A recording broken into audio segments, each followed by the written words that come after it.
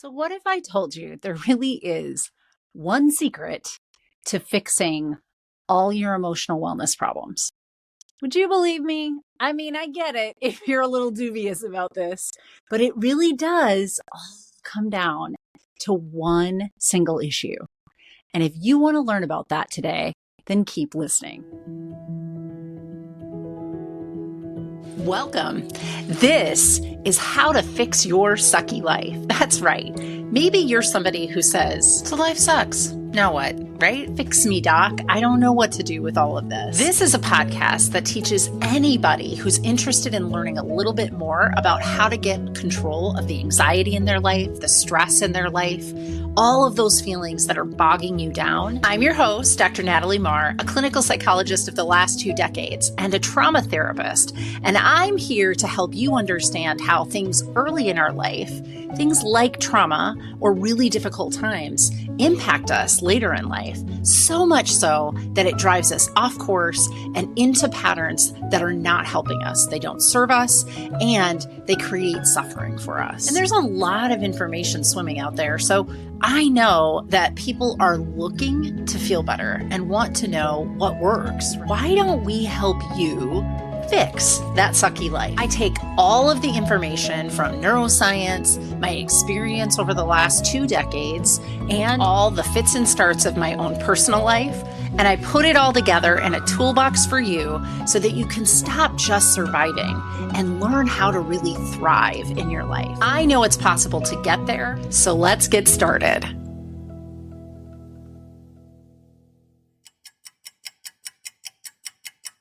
I'm interrupting this podcast just to thank you for listening.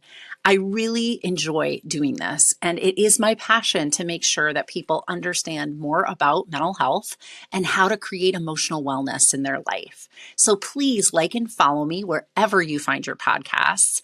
And I would strongly encourage you to share an episode or 2 with someone close to you that you know could use this information. And if you want to learn a little bit more about what services I provide and you're in the state of Minnesota, or you're looking for consultation or coaching, which I can do outside of Minnesota, head on over to nataliemarrcounseling.com. And there you'll be able to see all the services that I provide and maybe pick up a blog or find another podcast that you want to listen to.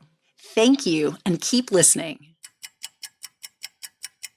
So how's that for reeling you in? I bet there are a few of you on the podcast with me today that are like, I don't think so, but I'm going to listen. I'm going to listen to this one so that I can prove you wrong, Dr. Natalie. Fine.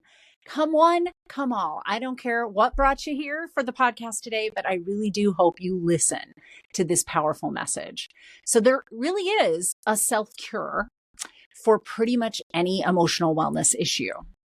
Now, I name it as emotional wellness because there are certain mental illnesses that are very neurologically based, and this is not going to fix all of those. Things like ADHD, autism spectrum disorder, schizophrenias and psychoses sometimes won't get fixed by this one thing. And certainly this one thing is not a quick fix and not an easy fix.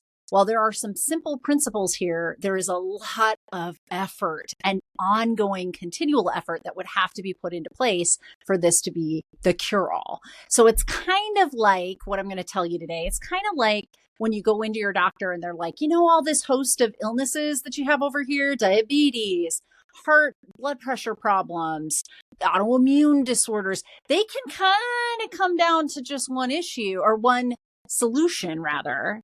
They can kind of come down to just one solution for you. And it's usually related to nutrition and exercise. It's lifestyle, right?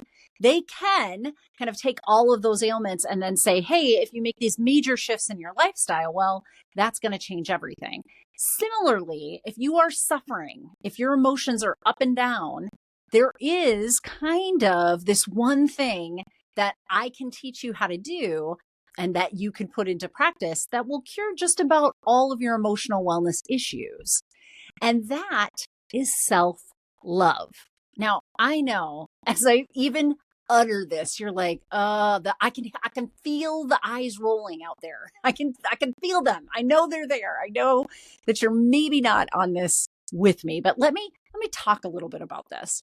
And first, I'm going to talk about relationships, and then I'm going to come back to this idea of self-love. And the reason I'm going to talk about relationships first is I really think that we're relational beings. And so to some extent, this is how our mind is wired, is to be in relationship with things. But there is one person on earth that we weren't really well taught how to have a relationship with, not in Western culture, not in American culture for sure. And that is the relationship to yourself. So we're going to start by talking about why we're wired for relationship. If you've listened to any of my podcasts, you've heard me talk a little bit about attachment theory.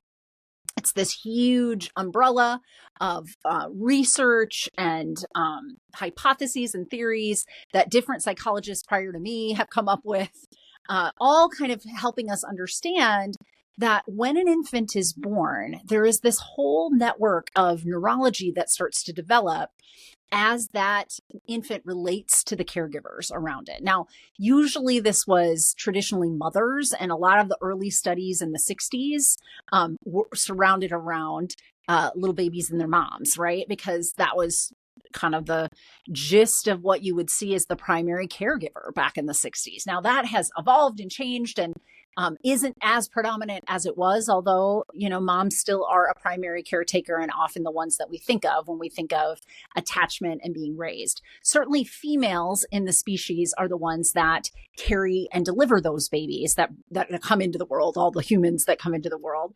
So it makes a little sense that some of this attachment wiring starts to happen in utero, and it does. Harder to study, harder to look at, but in the attachment research that we've looked at post babies coming out, what we know to be true is that a lot of the neurology is being built as babies kind of see in the environment this other figure and internalize a map based on the interactions with that person. So this primary caregiver is an essential part of their growth and development, period, end of sentence. It's not just around being in a relationship, it's the relationship that is making this occur. The relationship is kind of the superhighway, if you will, that facilitates growth in many ways. Now, what's on that superhighway, right? Like if you go out on the regular superhighways or roads in our lives, like there's cars and there's trucks and there's lots of things, but like what is this? What is the highway made up of? Not what's driving on it necessarily, but what is it made up of? Well, outside it's pavement, it's cement, it's asphalt, right? In relationships, it's oxytocin. That's the neurobiological underpinning. Connection and feeling good and feeling connected is all driven by this neurochemical called oxytocin. Now, if I was going to boil that down to a definition that would make sense to you, people who haven't learned about neurobiology, I would say it's love.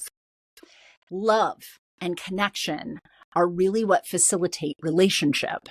And when we lack it, we yearn and lean in for it. And when we have a lot of it, we feel really good. And anytime that something threatens that, we don't feel so great and we want to ward against that thing that's threatening it. Can we all agree on that? So it's kind of that love connection, super duper important. That's the pavement. That's the cement. That's what this is all based on. When we have a lot of it, we're great. We do great. But hey, life is life. And so sometimes there's going to be disconnection, right? In fact, Dr. Brene Brown would tell you that we kind of define connection with other people by our disconnections from other people. I'll put one of her TED Talks in the link so that you can watch a little bit from her as one of the experts in shame resiliency. And of course, connection is a big piece of how shame works, right? Because can't shame someone if we don't have a connection to them. Can't internally shame ourselves if we don't have a connection to ourselves in some capacity. So going back to love is this, chemical underneath it is called oxytocin. And that's really what we're getting at. We build relationships by connecting with one another. There's a lot of oxytocin when we connect, but we also build more strong connections when that stuff breaks and we fill it back up. So how do highways actually work out here? I'm going to, I love a metaphor. If you haven't watched or listened to one of my podcasts, then you clearly don't know me, but I'm going to take this metaphor as long as it can go. So in the highways, in Minnesota, I'll just start where I live. There's a lot of cracking during the winter. Ice gets in there, expands, and it buckles the roads. And there's just these deep potholes and pivots and divots and cracks in our roads. So through the summer, the funny thing that we say is that there's two seasons, winter and road construction. All through the good weather months, there's a lot of road construction where they go back in and they make repairs. Now, do they literally tear it out and build it right back up? Not usually. I mean, it takes decades before they get to that point with roads. What they do is they fill the cracks and they asphalt over the top of that concrete over and over and over again. So they're kind of repairing it. But over time, what's happening is a stronger road, right? I know that sounds odd, but this is how relationships work too. Think about it. So when a relationship has a real big disconnection, we call that separation in psychology. When it has a separation, there is an opportunity to repair it. And it's actually in that repairing that the relationship grows stronger. So we call this separation and reparation. And the process of separating and repairing actually grows a stronger relationship. And this is what we see neurologically in these young children as we're looking for the purposes of research and attachment. What we see is, when mom loses it and scolds you, there's a separation. When mom, gives you a big hug and says, I love you, but I don't like that behavior, so we're going to have to change that. There is a reconnection and the bond between mom and child grows stronger. Caregiver and child grows stronger. Over and over and over. That is what the research plays out. And those neurological pathways, if we were doing little PET scans on those heads, get bigger and they light up brighter in the brain, because what that's telling us is there's more activity there. When there's been a separation and a reparation, it gets stronger. There's more activity there and it's getting to be a more well-trodden path over time. Now, earlier podcasts, if you want to go back to when I've talked about this, I go down a trail of, between 0 and 7, there's a lot of growth happening, 7 to like 12-ish. Still a lot of growth happening, but it's a little different, so on and so forth. And what I am referring to there is like there's different opportunities for separation, reparation to create different things in our attachment style. But truth be told, what all I'm talking about today is that it is in the relationship itself that the growth and repair is the strong point, right? It is what actually makes this relationship more valuable. If never tested, a relationship isn't as strongly connected as when it's tested, broken, repaired. Tested, broken, repaired. So first of all, let's have some grace for ourselves that we stay in relationships as long as we do, because we know this at a neurobiological level. We do stick with people even when they harm us, right? We do stick with people even if over time there is a lot of those separations. Now, a lot of us have some unhealthy patterns in that respect. That's not what today's podcast is about, but a lot of us have some unhealthy patterns. And I would be remiss if I didn't name that, because, if what you learned in childhood is it's okay to put up with a lot of that disrepair in relationships, what happens is you kind of get addicted to the chaos of the disconnection, the separation. And I do say addictive because it's almost like a gambler's addiction. You don't get repaired enough, right? So it's kind of like this slot machine. You're, pulling separation, not getting money. And then boom, you get the jackpot. They come back, they connect to you. And there is a trauma bonding that happens with that pattern. Not today's podcast, but I would be remiss if I don't name that. What we know, though, to be true in the research is that over time, that really is kind of the foundation of really strong relationships, is the separation, reparation. Even in healthy relationships, like that is the foundation of them growing stronger over time. And why that's important is that I think socially we are given a lot of cues and a lot of training on how to do that. Now, some of us bad patterns, right? Unhealthy patterns, not talking necessarily about that. But those of us, even in healthy relationships, learn how to kind of check in with ourselves and know what we need in relationships, see that there was a separation, lean in, get closer, repair that in our relationships and build them stronger. Incidentally, there is a Japanese art of taking porcelain pottery of any kind, I guess, and when it's broken, putting it back together with gold and making, therefore, that pot or pottery more valuable, right? You add gold, everything gets a little bit more valuable. It looks different. It isn't the same relationship, or it isn't the same pot, rather, that it was before, but it's stronger, right? Because it's gold that's holding it together and it's more valuable. And that's kind of this idea of the healthy relationship where it's separating and repairing. So when we go back to little babies, separation is like I set the baby down and they cry because they're uncomfortable and in a wet diaper. And I go away and I don't read those cues correctly, but then eventually I come back around and realize, oh, this child needs my attention, and I get, change the diaper, get the right thing, or feed them, or whatever it is that their need is, and there's reparation. It doesn't have to be like, huge, big blow up fights when I'm talking about disconnection or separation.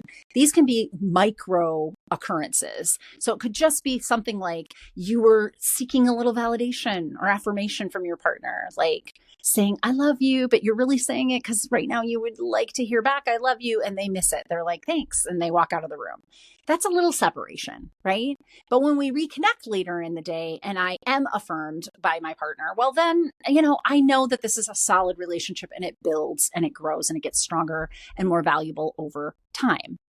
So in that scenario, in that environment, let's take this idea of separation, reparation, and now let's apply it to this concept that I've told you can solve all of your emotional wellness problems, which is self-love.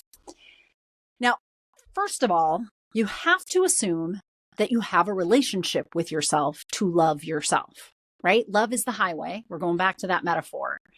And if you're not seeing yourself as a person to be in relationship with or to or for, then you already are losing a lot of the oxytocin benefits of the separation reparation process because you're not relating to yourself. Now, of course, our own neurobiology wants to wire things this way. It wants to be in relationship with things. So even with things that are objects in our life, we start to personify them, like we'll name our cars, right? Or we'll, get really connected with our furry pets, which is another form of oxytocin and love that's happening there. We want to be in relationship with things. So kind of inevitably, we do start to relate to ourselves. But here's where neurobiology isn't doing us any favors, okay? Our five senses are outward in the sensory organs. They're outward. So we're seeing and hearing and smelling and tasting and touching things outside the body, not necessarily inside the body. There is interoception, which in my field is this idea of having a better self-awareness or internal awareness of your body state on the inside, right? This would be how we would check in with what are our feelings? What do we want here? What's going on here?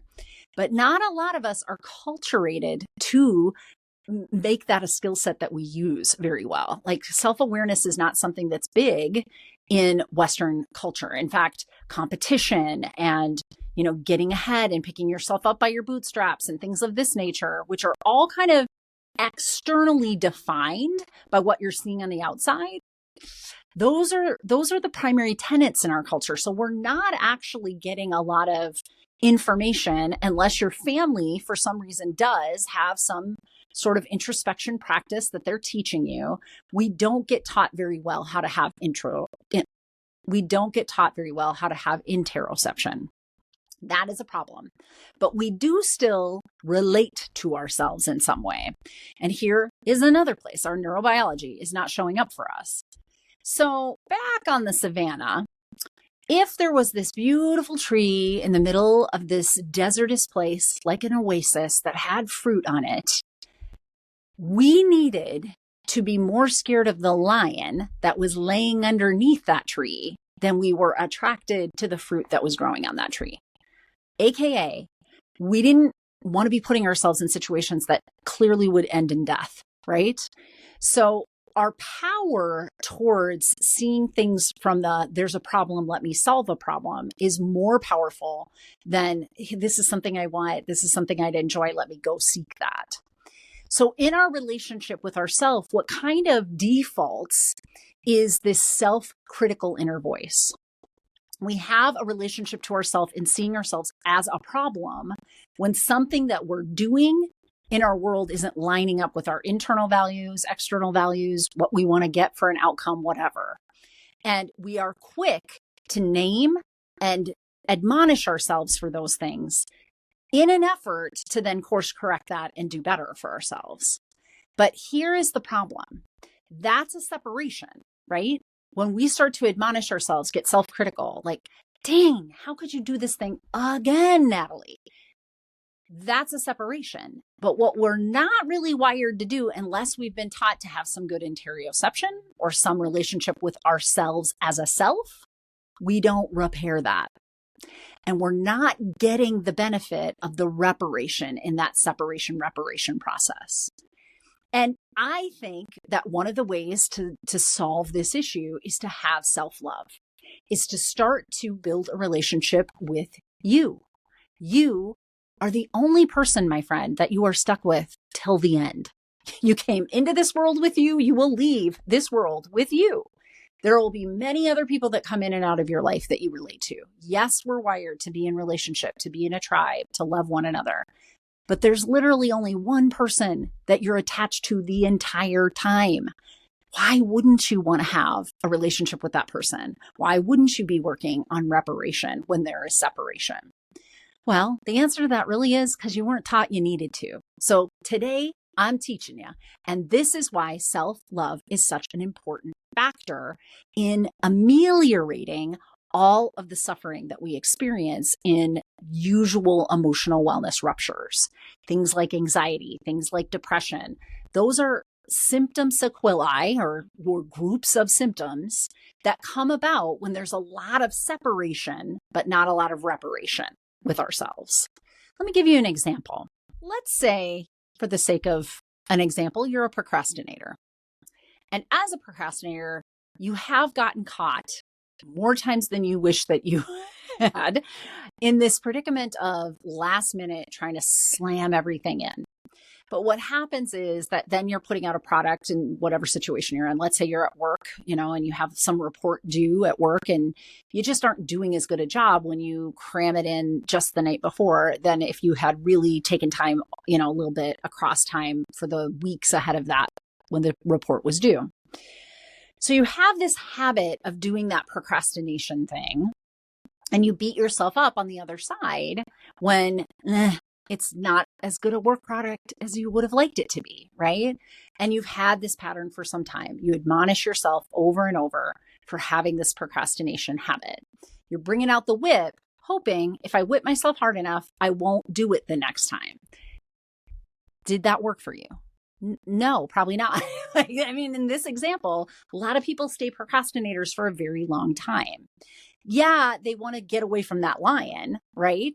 But getting away from the lion, they engage in avoidance behavior. And avoidance behavior, my friends, is a version of procrastination to push away from something, right? And so you're kind of blinding yourself to the very behaviors that feed the procrastination cycle because it's a bad admonishment. It's an icky thing. You want to push away from that. You want to avoid that. Unfortunately, it actually feeds the very thing that's happening. So when somebody comes into my office and procrastination is a big piece of why they are so depressed and hard on themselves all the time, then we'll kind of pull apart. Well, you're doing the separation part. You're admonishing yourself and in pursuit of the right thing to get yourself to stop procrastinating. But did you come back and repair with yourself? Did you say, but I love you, man, and I understand that it's hard to stay on top of things when you've had a pattern like this for how many years of your life?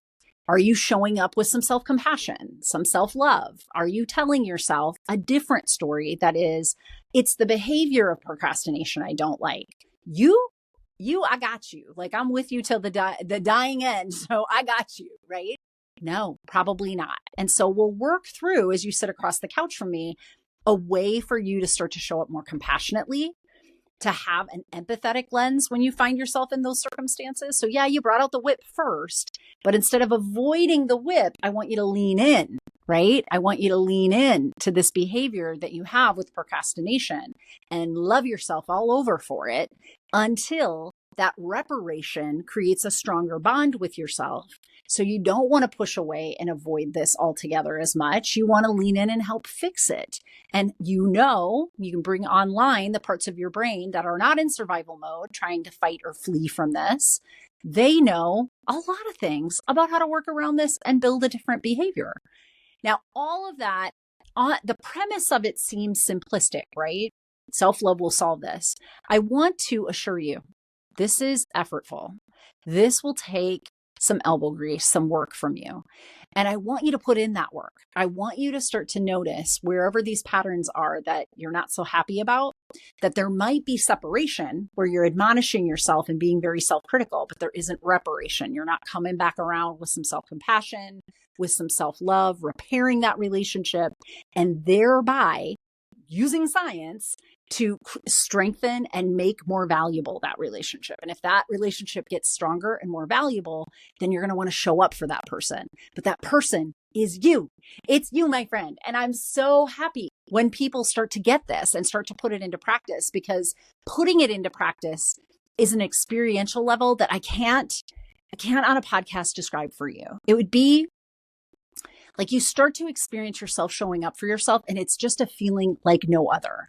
And it's like us trying to describe on air here what a hug is. I can name, like, you put your arms around people and you pull them closer and you embrace, and the intensity of that hug might mean something. And we can talk all about it. We can talk about the mechanics of a hug all day long, but it never will be the same as you experiencing a hug.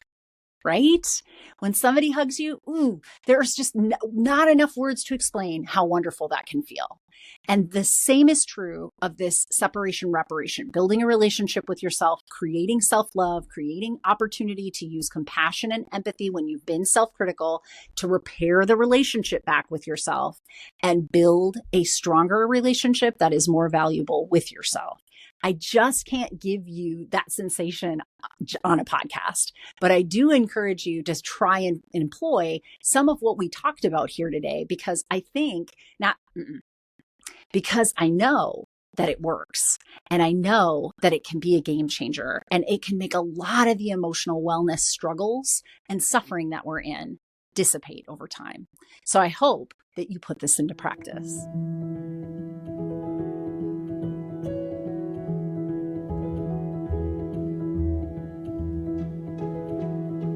Because I am a licensed clinical psychologist in the state of Minnesota, I need to be sure that you understand this podcast is for educational and entertainment purposes only, and it is not a replacement for any mental health or medical therapy, counseling, or other treatments. I also want to be sure that if you are in crisis, that you seek out help. So I'm going to share with you here 2 different resources that you might use for yourself or someone else you know that's close to you in crisis. The first is the National Suicide Prevention Lifeline. You can find them at suicidepreventionlifeline.org online, or pick up the phone and dial 988. And you can talk to somebody right away if you're in crisis. Now, if you're somebody who doesn't like to pick up the phone to talk to somebody directly, there is also a crisis text line. You can find them at crisistextline.org online, or you can text HOME to 741-741, and you'll reach somebody right away to help you in crisis. Thank you so much for listening to the podcast, and I strongly encourage that you like and follow us wherever you find your podcasts. Share us if you like an episode and think somebody could use that information, and certainly leave a review if you feel like there's something that really resonated for you. It helps me when I see those reviews to make sure to have relevant material on the podcast that you want to hear about.